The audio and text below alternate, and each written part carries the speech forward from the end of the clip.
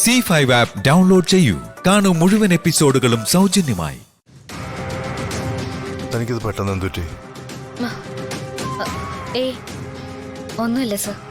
അല്ല, തന്റെ മുഖം കണ്ടറിയാം എന്തോ പറ്റിയെന്ന്. എന്തായാലും പറയേ.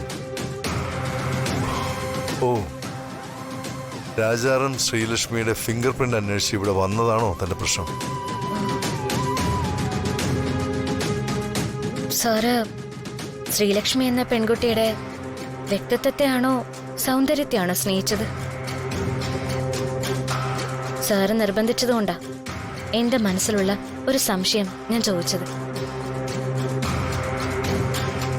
ഉത്തരം ഇല്ലെങ്കിൽ പിന്നെ സമയം കളയണ്ട സർ, നമുക്ക് പോവാം.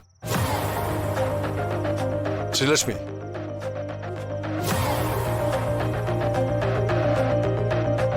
കഥയറിയാതെ ആട്ടം കണ്ട് സംശയങ്ങൾ ചോദിക്കുകയും വിധി എഴുതുകയും ചെയ്യുന്നവർക്ക് മുന്നിൽ ആത്മവിശ്വാസത്തോടെയുള്ള ഒരു പുഞ്ചിരിയേക്കാൾ നല്ല മറുപടി വേറെയില്ല. എങ്കിലും താൻ ചോദിച്ച ചോദ്യത്തിന് വ്യക്തമായൊരു ഉത്തരം എനിക്കുണ്ട്. തെല്ലും സംശയമില്ലാതെ തന്നെ ഞാൻ പറയും, ശ്രീലക്ഷ്മി എന്ന പെൺകുട്ടിയുടെ വ്യക്തിത്വത്തെയാണ്.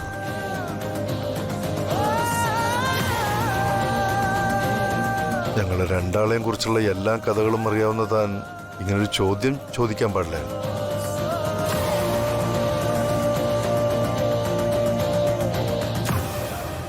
ഞാൻ സാറിന് വാക്ക് തരുന്നതിന് മുൻപ് എപ്പോഴെങ്കിലും രൂപത്തിലല്ലാതെ സാർ എന്നെ ആ വ്യക്തിത്വത്തിൽ കണ്ടിട്ടുണ്ടോ?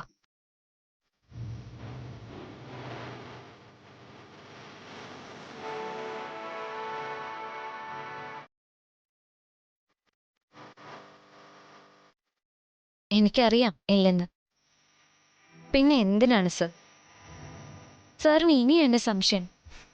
ചോദ്യവും ഉത്തരവും ഒരാൾ തന്നെ പറഞ്ഞാൽ കേട്ടു നിൽക്കുന്നവർ മൂകരാവുകയെ നിവർത്തിയുള്ളൂ. എങ്കിൽ രാജാറാം സർ എന്തിനാ ശ്രീലക്ഷ്മിയുടെയും എന്റെയും ഫിംഗർ പ്രിന്റ് പരിശോധിക്കാൻ ശ്രമിക്കുന്നത്? അതാണ് Rajaram. He is my security officer. ഞാനിന്ന് ചോദിച്ചോട്ടെ സർ, എന്നെ കാണുമ്പോഴോ എന്നോട് അടുത്തിടപഴകുമ്പോഴോ ശ്രീലക്ഷ്മി എന്ന പെൺകുട്ടിയെ പോലെ തോന്നുന്നത് ആ കുട്ടിയെ അന്ധമായിട്ട് സ്നേഹിച്ചിരുന്നവർക്ക് മാത്രമല്ലേ? അതുകൊണ്ടല്ലേ സാറിന് അങ്ങനെ തോന്നുന്നത്?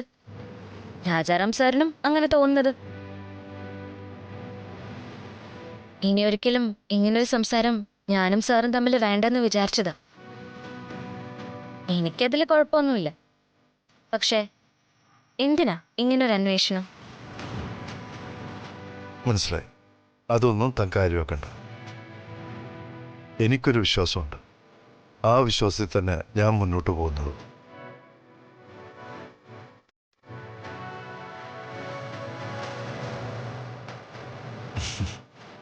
താൻ നേരത്തെ പറഞ്ഞാൽ ശരി. ശ്രീലക്ഷ്മിയെ അന്ധമായി സ്നേഹിച്ചിരുന്നത് അതിൽ ഒന്നാമൻ ഈ രവിചന്ദ്ര വർമ്മ. എൻ്റെ കണക്കൂട്ടലുകൾ ശരിയായി വന്നാൽ ശ്രീലക്ഷ്മി താമസിക്കാതെ തന്നെ എന്നിലേക്കെത്തും. ഡൗൺലോഡ് ചെയ്യൂ C5 ആപ്പ്. കാണൂ എല്ലാ എപ്പിസോഡുകളും സൗജന്യമായി.